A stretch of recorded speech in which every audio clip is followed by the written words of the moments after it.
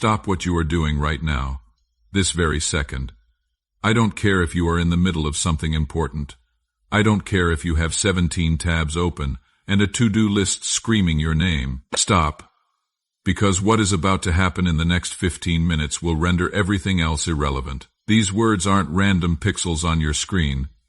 They are a divine ambush, orchestrated before the foundations of the world were laid. You didn't stumble here through mindless scrolling. You were hunted by heaven, tracked by grace, found by a love that refuses to let you disappear into your own darkness. I need you to understand something that will shake the very ground you are standing on. While millions scrolled past, while they chose the comfort of distraction over the disruption of destiny, you stopped. Your spirit recognized what your mind hasn't grasped yet. This is your burning bush moment. This is your road to Damascus. This is where the trajectory of your entire existence shifts. Don't you dare move on. Don't you dare let that notification pull you away. What is hidden in these words will shatter every lie that has been suffocating your purpose, every chain that has been strangling your destiny. Do you feel that? That subtle tremor in your chest? That is not anxiety. That is recognition. Your spirit knows we have done this dance before in dreams you cannot quite remember. In moments when the veil between heaven and earth grew gossamer, thin, you have been searching for this message without knowing what you were looking for. And I have been searching for you, moving heaven and earth to orchestrate this collision between your deepest need and my perfect timing.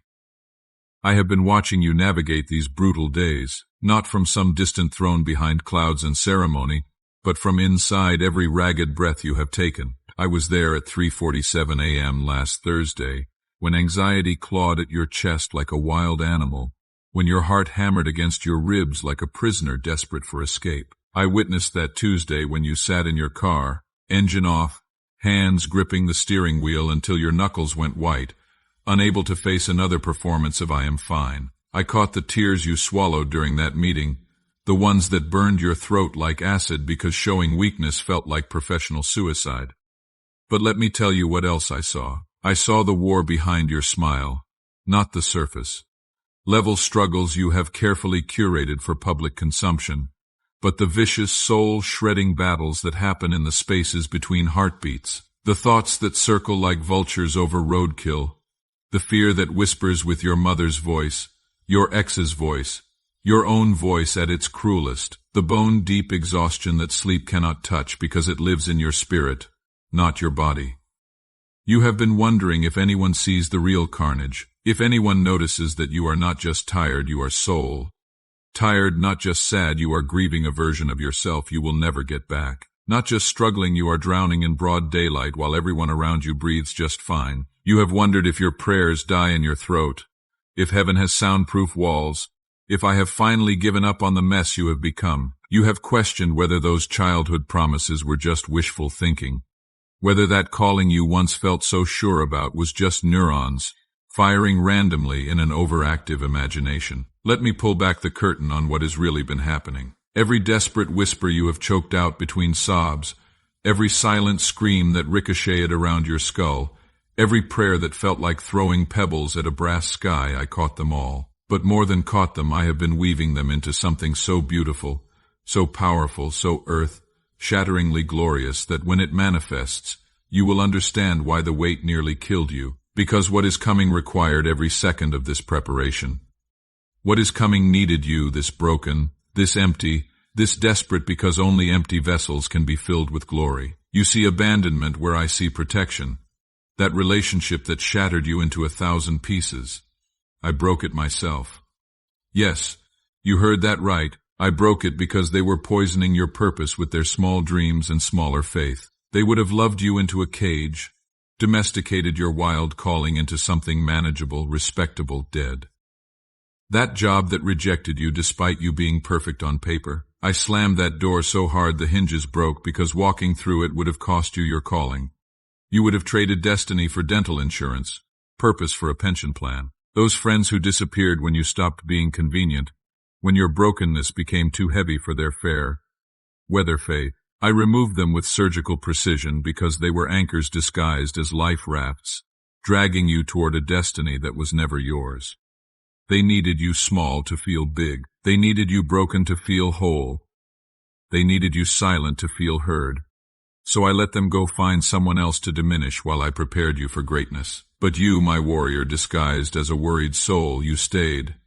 While others traded their birthright for belonging, sold their souls for social media likes, you chose the wilderness. You chose the questions without easy answers. You chose the path that made no sense to anyone watching, while they bowed to lesser gods of comfort and conformity, building their kingdoms on sand and selfies. You kept stumbling toward my voice, even when it led you through valleys that echoed with your own terror. Do you understand what that cost you? Do you grasp what you have endured? You have been living in a war zone that no one else can see. Every day you wake up on a battlefield where the enemy knows exactly which wounds to target, which fears to whisper, which memories to weaponize. You have been fighting demons with plastic swords while everyone else seems to coast through life, untouched by the supernatural violence you face daily. I need you to hear this with every fiber of your being. I chose you. Not because you are strong, you are not. And that breakdown last month proved it. Not because you are worthy, no one is, and your shame knows it. Not because you are special in the ways the world measures special. I chose you because when I whispered in the darkness, you whispered back. When I asked for your broken pieces, you opened your hands instead of making fists. When everyone else was building towers to make names for themselves, you were building altars in hidden places, offering sacrifices no one applauded. Even now, in your doubt that feels like blasphemy, in your exhaustion that borders on collapse, in your questions that sound like accusations, you are still here, still reading, still hoping against hope that maybe, just maybe, this time will be different. That hope that's stubborn, stupid, beautiful hope that refuses to die no matter how many times it has been betrayed. That is my fingerprint on your soul. That is the evidence that you are mine. Listen carefully, because I am about to reveal something that will reframe everything you have endured. The very things crushing you are the tools I am using to carve out space for glory. That depression isn't just darkness. It is the womb where I am forming your ministry. Those panic attacks aren't just fear, they are your spirit sensing the magnitude of what I am about to do through you. That breakdown wasn't falling apart. It was me breaking you open so light could finally get in, so glory could finally flow out. You have been asking why the pressure keeps increasing, why the trials multiply like cancer cells, why every time you solve one problem, 3 more appear like some cosmic game of whack, a mole. Here is your answer: because you are not ordinary. Because the calling on your life is so massive, so disruptive to darkness, so threatening to the kingdom of hell that the enemy has thrown everything at you, hoping you had quit, hoping you had settled, hoping you would trade your destiny for comfort, your calling for convenience. But hell made a fatal error. It thought pressure would crush you. Instead, I have been using it to create a diamond. Every test has been removing another layer of who you are not, revealing who you have always been underneath the performance. Underneath the people, pleasing, underneath the pretense. You are not becoming someone new, you are finally becoming who you always were before the world told you who to be. I watched you last month when you stood in your shower until the water ran cold, hoping it would wash away more than dirt. I saw you staring at your reflection, not recognizing the person staring back, wondering where the light in your eyes went. I heard you whisper, "I cannot do this anymore," into your pillow, meaning it with every cell in your body. I was there when you Googled symptoms at 2 a.m., convinced something must be physically wrong, because surely a soul cannot hurt this much and survive. But here is what you didn't see in those moments. You didn't see the armies of heaven holding back forces that would have destroyed you completely. You didn't see me catching every tear before it hit the ground, storing them in bottles with your name etched in glory. You didn't see the way heaven holds its breath when you choose to get up one more time. Try one more day, believe for one more moment. Your persistence in the face of hell's best efforts is writing a story that will strengthen millions. I need to tell you something about the others, the ones who walked away from messages like this, who scorned what was sacred, who chose darkness with eyes wide open. Not everyone who struggles is fighting the good fight. There are those who have made friends with evil, who celebrate what is broken, who mock what is holy while streaming their rebellion for likes and follows. They have crossed lines that separate stumbling from stomping on sacred ground, weakness from wickedness, struggling from rebelling. My anger burns against them. Not because they are broken, I specialize in broken.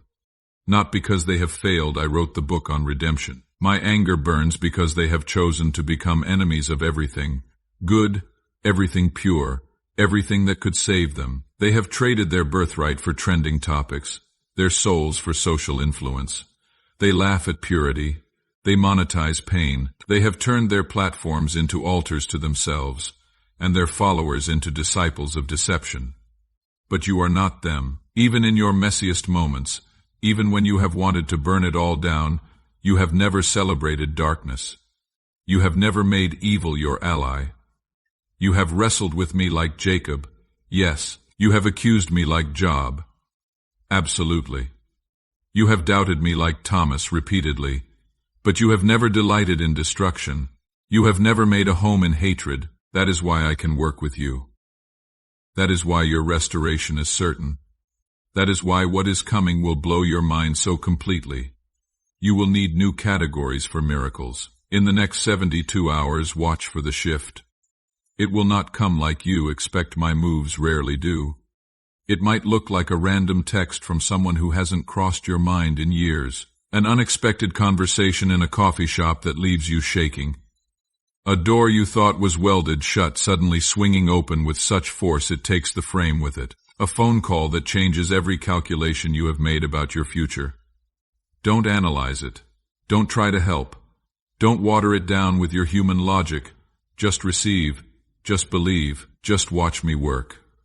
The dreams you buried in the graveyard of disappointment. They are not dead, they are seeds about to break through concrete with resurrection power. The prayers you thought went unanswered have been building momentum in the spiritual realm like water behind a dam. And the dam is about to detonate. The tears you cried in secret in showers and cars and bathroom stalls have been collected in bottles with your name on them, and I am about to pour them out as blessing rain on your drought-stricken ground. That business idea you gave up on, it is about to download fresh strategies. That relationship you have mourned as dead. Hearts are softening even as you read this. That health issue that has you planning for the worst. Healing is already coursing through your veins. That financial pressure that has been squeezing the life out of you. Provision is already in motion, traveling through channels you haven't even considered.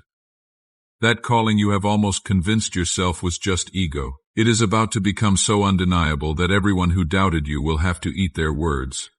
This is your moment, not tomorrow when you feel ready, not next year when you have got it together, not when you have fixed yourself enough to deserve it. Right now in your mess, in your doubt, in your barely holding. On state heaven is reorganizing circumstances, shifting hearts, opening ways where there were only walls. Angels are being dispatched with breakthrough in their hands. The enemy is being forced to vomit up everything he stole, with interest compounding from every day he delayed your blessing. But you must do something that terrifies you. Stop trying to figure out how I will do it. Stop creating spreadsheets of possibility.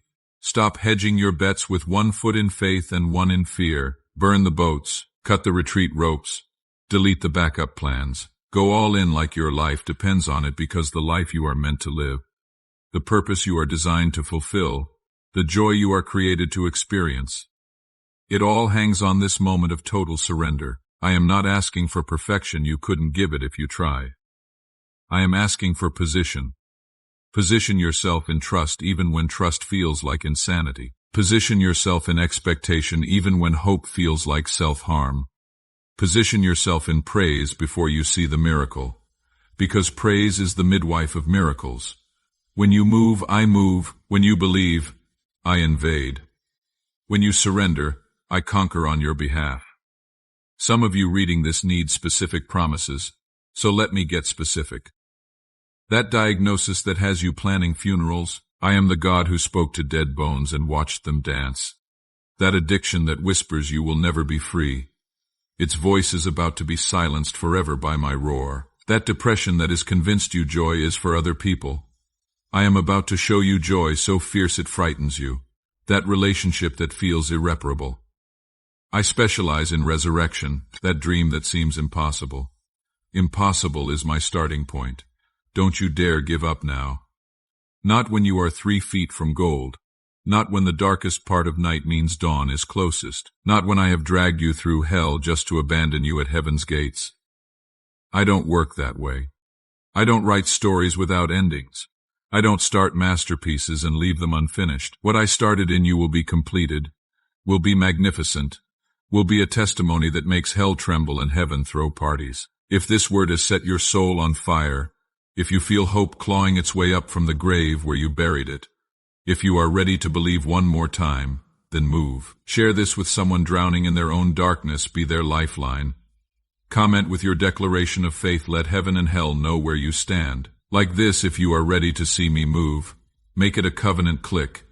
Subscribe if you want to stay connected to heaven's frequency, because what is coming next will build on what is breaking open now. Your response isn't just clicking buttons, it is agreement with heaven. It is declaring that you are done with survival mode. You are ready for revival mode.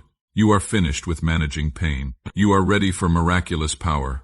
You are through with small dreams and safe prayers.